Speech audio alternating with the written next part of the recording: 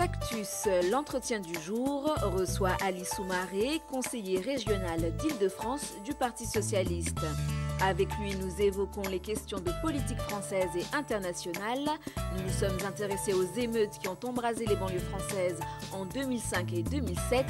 Et enfin, Ali Soumaré nous en dit plus le concernant.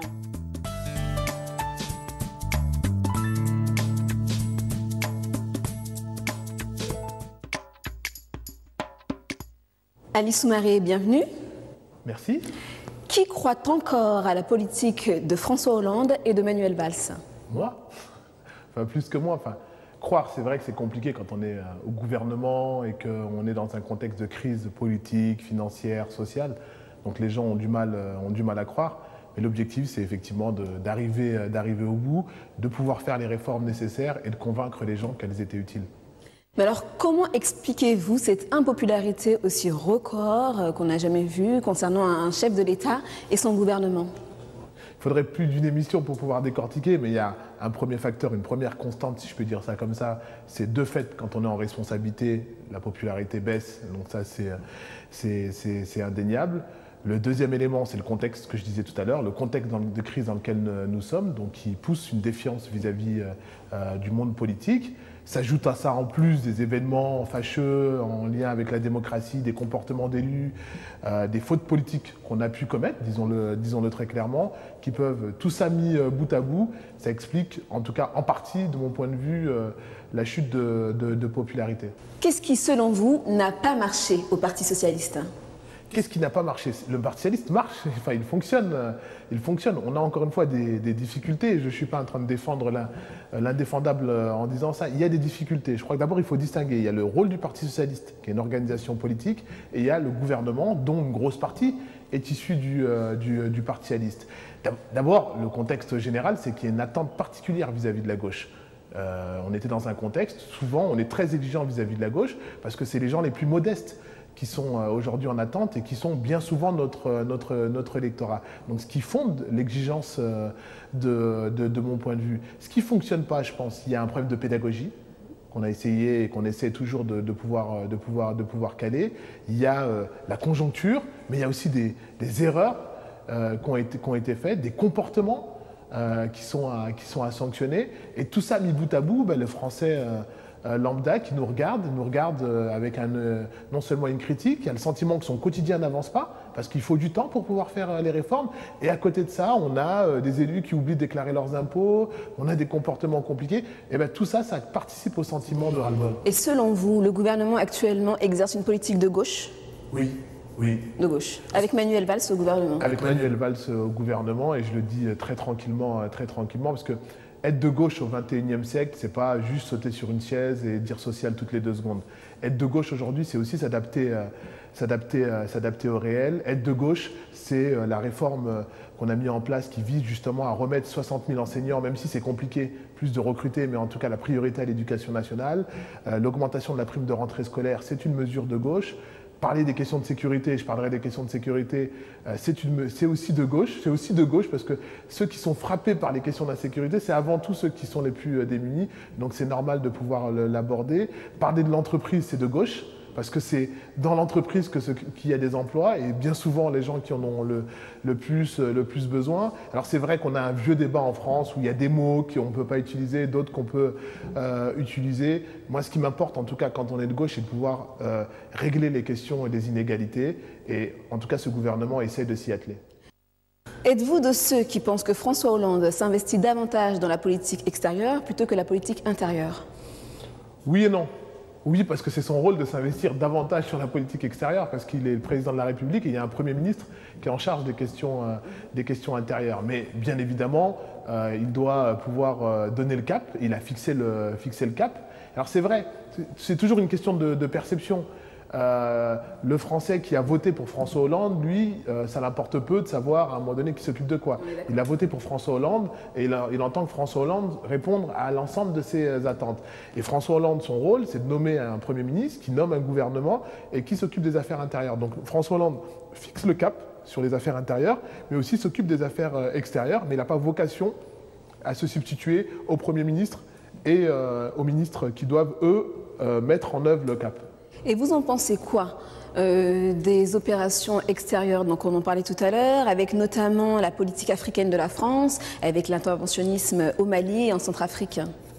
Interventionnisme au Mali, je ne crois pas. Enfin, il y avait une situation, la situation, et je crois qu'il faut partir de la situation de départ. Il y avait un chaos au Mali avec des islamistes qui ont décidé d'avancer vers la capitale, vers Bamako, et donc de fragiliser encore plus toute la sous-région. François Hollande a été le sauveur? Le sauveur, je ne sais pas si ça a été le sauveur, parce qu'il y a aussi, on pourrait parler de l'armée tchadienne qui a d'ailleurs subi énormément de pertes, donc de l'Union africaine qui a joué aussi son rôle, peut-être différent, mais qui a joué... Ali Soumaré, que reste-t-il des émeutes de 2005 et de 2008, selon vous? Qu'est-ce qui reste? Il reste une banlieue qui a abandonné. Disons-le très clairement, on n'a pas réglé les problématiques relatives à la banlieue. Ce qui s'est passé, les violences urbaines qui ont eu lieu, les révoltes qui ont eu lieu en banlieue, elles sont consécutives de problématiques d'ordre social qui sont dans ces quartiers, principalement d'ordre social dans ces quartiers.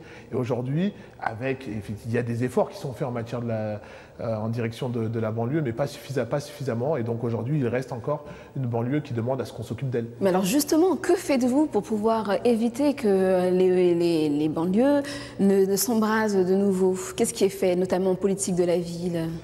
Alors, qu'est-ce qui est fait? Je parlais de... Alors, c'est pas pour que les banlieues ne s'embrassent pas, mais en tout cas, on essaie de faire en sorte que le droit commun se mobilise et qu'on arrête cette politique paternaliste en banlieue qui consiste à avoir des politiques spécifiques vis-à-vis de la banlieue, mais en même temps, d'avoir des vrais moyens vis-à-vis de la banlieue. C'est assez paradoxal ce que je dis. En même temps, il y a des banlieues qui doivent avoir des moyens et on essaie de concentrer les moyens pour des villes comme celle-ci. Moi, vous savez, de manière très concrète, je suis conseiller régional d'Île-de-France.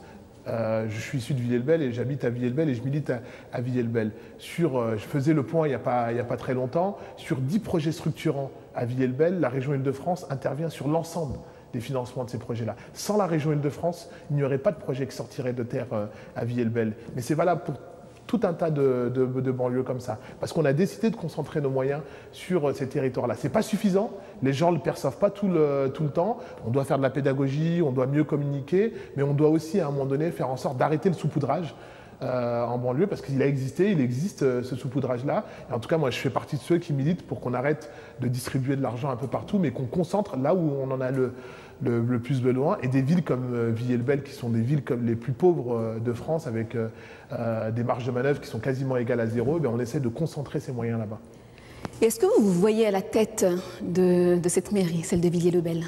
J'ai essayé. Je ne l'ai pas remporté, des raisons un peu compliquées sur lesquelles que je ne développerai pas. Mais voilà, en tout cas, le plus important, c'est de continuer le combat à la tête peut-être un jour de la mairie de Villiers-le-Bel. Oui, en tout cas, j'aspire, comme tout militant politique, comme tout élu, à avoir des responsabilités, à pouvoir mettre les mains dans le cambouis. C'est l'expression. Pas forcément à Villiers-le-Bel. Je l'espère à Villiers-le-Bel, parce que c'est Villiers-le-Bel qui m'a tout donné, donc j'ai envie de lui redonner ce qu'elle m'a donné. En tout cas, je l'espère à Villiers-le-Bel. Aujourd'hui, j'exerce à la région Île-de-France, donc c'est au niveau de l'ensemble de la région Île-de-France, mais mon laboratoire, si je puis dire ça comme ça, en tout cas, la ville qui m'a tout donné, c'est Villiers-le-Bel. Justement, pour mieux vous connaître, parlez-nous un peu de votre enfance. Alors, qu'est-ce que vous voulez que je vous dise sur mon enfance? Comment vous êtes originaire d'où? Je suis donc né à Montmorency dans le Val d'Oise. Moi, je suis un pur produit du Val d'Oise. Donc, je suis arrivé à Villiers-le-Bel à l'âge de 7 ans. Donc, j'ai fait toutes mes classes, si je puis dire ça comme ça, avec toutes les difficultés qu'un jeune de banlieue peut rencontrer. Mais j'ai eu une jeunesse à peu près épanouie, même si ce n'est pas toujours simple en banlieue. Moi, je suis un pur produit d'éducation populaire. Donc rapidement, j'ai trouvé ma voie dans l'animation socio-culturelle, et donc c'est là que j'ai décidé de pouvoir exercer. Alors je vous ai fait un résumé, on peut revenir en fonction de vos questions. Ce qui est l'essentiel pour vous connaître, qu'est-ce qu'on doit savoir de vous? Donc voilà, donc j'ai décidé de devenir animateur, militant, associatif, et c'est de là que mon engagement politique, ou en tout cas ma fougue politique a grandi jusqu'à devenir aujourd'hui conseiller régional d'Île-de-France. Et vos goûts musicaux, littéraires? Alors, mes goûts musicaux et littéraires. Je suis très rap français, même avec le costume. Même avec le costume. J'écoute de tout, mais c'est vrai que si je devais faire qu'un choix, c'est le rap français. Très rap français. Mes goûts littéraires, là, pour le coup, c'est vraiment large et vaste, mais dernier livre que j'ai lu, que je recommande, c'est le dernier jour des condamnés, c'est de Claude Gueux. C'est un petit ouvrage que j'ai lu au moins une centaine de fois, voilà, mais que je trouve intéressant. Qu'est-ce qui vous intéresse dans ce livre? Ce qui m'intéresse, c'est l'histoire donc de ce Claude Gueux, de ce prisonnier, puisque c'est un plaidoyer politique, donc il y a toujours le lien avec la politique, et un plaidoyer qui est fait pour justement toutes les personnes qui sont incarcérées. Et donc je trouve que c'est un magnifique plaidoyer qui vise à un moment donné à mettre des mots, et je crois que c'est notre rôle, nous, en tant que politique, c'est de mettre des mots, ou en tout cas de décrire ce qui se passe dans la société et de pouvoir à un moment donné faire avancer ces questions-là. Et je trouve qu'en tout cas là-dessus, à travers ce livre, il y a un magnifique plaidoyer vis-à-vis du monde carcéral, vis-à-vis de la société et de ce que ça peut représenter dans la société. Le monde carcéral, hein, qu'est-ce qui vous évoque particulièrement? J'ai eu dans mon enfance ou dans ma jeunesse, en tout cas une erreur de jeunesse qui m'a conduit justement une expérience très courte, mais en tout cas du milieu carcéral. Et donc du coup, ça me parle d'autant plus. Vous êtes repenti aujourd'hui? Repenti, c'est pas ce que à ce niveau-là? À ce niveau-là, oui, parce que qu'on appelle ça, ça a resté une erreur. Des erreurs de parcours, j'imagine? Oui, c'est une erreur de jeunesse, mais moi je fais partie de ceux, alors il paraît que ça dénote, que tout ce que vous voulez, mais je renie rien de... Oui, vous n'avez pas de problème avec ça dans votre politique actuelle? Oui, je renie rien de mon histoire, elle fait partie de... C'est d'ailleurs tout ça qui m'a construit. Je ne sais même pas si je serais ce que je suis aujourd'hui si je n'avais pas eu mon histoire avec mes erreurs. Alors, quelles sont vos ambitions, Ali Soumaré? Les ambitions, c'est de continuer à faire de la politique, de continuer à faire avancer les choses partout où on pourra, mais en tout cas d'aller le plus haut possible. Je n'ai pas aujourd'hui de plan de carrière, de savoir ce que je ferai, mais ce qui m'importe, c'est de pouvoir faire changer les choses. Alors, un intérêt particulier, on l'aura compris, avec la politique française. Et qu'en est-il alors peut-être de vos origines? Vous n'avez jamais songé à vouloir y faire de la politique? Y faire de la politique, non, parce que je suis né en France, mon histoire elle est française. Elle est française. Par contre, je m'intéresse beaucoup à l'Afrique. Je n'hésite pas. D'ailleurs, pour la région, je m'occupe des coopérations avec l'Afrique de l'Ouest. Donc, j'y vais régulièrement. J'étais il n'y a pas longtemps dans une tournée en Côte d'Ivoire, au Mali et au Sénégal. Je vais dans pas longtemps aller au Niger. Donc voilà. Donc dès que je peux, je m'intéresse. J'essaie de faire connaissance avec les dirigeants africains. En tout cas, de voir un peu comment ça bouge en Afrique, parce que on a cette vision, et je le disais encore ce matin dans une réunion, d'une Afrique où rien ne se passe, mais il se passe des choses extraordinaires en Afrique. D'ailleurs, c'est aujourd'hui en Afrique que les taux de croissance sont extrêmement importants. On a des pays comme le Sénégal qui ont 3-6% de croissance, pendant que nous, en France, on avoisine... Mais alors, tout l'avenir est en Afrique, alors qu'est-ce que vous faites ici? Une grosse partie de l'avenir est en Afrique, mais je crois qu'à un moment donné, notre rôle, en tout cas en tant que franco-africain, si je puis dire ça comme ça, notre rôle, tout le monde n'est pas obligé de le faire, mais moi, ce que j'ai envie, c'est d'être un trait d'union. Et à travers, par exemple, les coopérations que j'anime entre la région Île-de-France et un certain nombre de coopérations africaines, j'essaie de faire en sorte qu'on puisse rapprocher ces régions-là, rapprocher ces pays-là, d'apporter ma grille de lecture et ma connaissance un peu de ces sujets-là pour pouvoir les rapprocher et mener des choses ensemble. Après, chacun ses parcours. Moi, j'ai décidé de rester en France. J'ai mon seul petit frère, lui, qui s'est installé en Afrique et qui est entrepreneur. Donc voilà, les parcours sont différents. Alors, quelles sont vos références, vos modèles, les personnages auxquels vous vous identifiez? On dirait que c'est facile, mais je trouve Mandela, par exemple. Je trouve que Mandela est un... Qu'est-ce qui vous plaît dans son parcours? C'est la patience, le combat qu'il a pu mener. Ce qui nous laisse, c'est quand même un Mandela, pour prendre en termes d'anecdote, même si ce n'en est pas une, quand même quelqu'un qui a réussi à être ami avec son geôlier. Donc je crois que voilà, quelqu'un qui a pu mener des combats politiques, qui a pu faire en sorte de libérer l'Afrique du Sud de l'apartheid. Alors, une image qui me vient à l'esprit là, c'est-à-dire que vous pourrez faire alliance éventuellement avec la droite? Il ne s'agit pas d'alliance, je crois qu'on peut ne rien renier sur le plan des idées, mais tout en étant profondément humaniste. Et vous resterez quand même du côté PS? Je resterai toujours, je pense que je resterai à vie de gauche, et particulièrement au PS, puisque je me sens Alors, de gauche. être de gauche, mais d'avoir des idées de droite, ça a l'air de vous plaire, ce concept? Non, parce que ça veut rien dire, être de gauche et avoir des idées de droite. Aujourd'hui, on a un débat, c'est très franco-français, qui consisterait à dire qu'il y aurait des mots qui appartiendraient à la droite et des mots qui appartiendraient à la gauche. C'est pas la même chose, la gauche et la droite. On est bien d'accord. C'est pas la même chose. Et il y a une vraie différence entre la gauche et la droite qui est liée à la perception qu'on peut avoir des inégalités. Et aujourd'hui, quand on est à gauche, la perception qu'on a des inégalités, elle n'est pas la même à droite. La manière de construire ces politiques publiques, elle n'est pas la même à droite. Après, on a effectivement à gauche des débats avec ceux qui considéraient qu'ils seraient plus à gauche que d'autres, mais comme à droite, il y a les plus à droite que moi, tu meurs. Donc ils existent là, mais globalement, ce qui fait la force de la gauche qui gouverne, la gauche moderne, la gauche qui gouverne, c'est avant tout de pouvoir s'adapter aussi au monde réel. Très bien. Enfin, pour terminer, que vous souhaitez pour l'avenir, Ali Soumaré? D'être en paix avec moi-même. Très bien.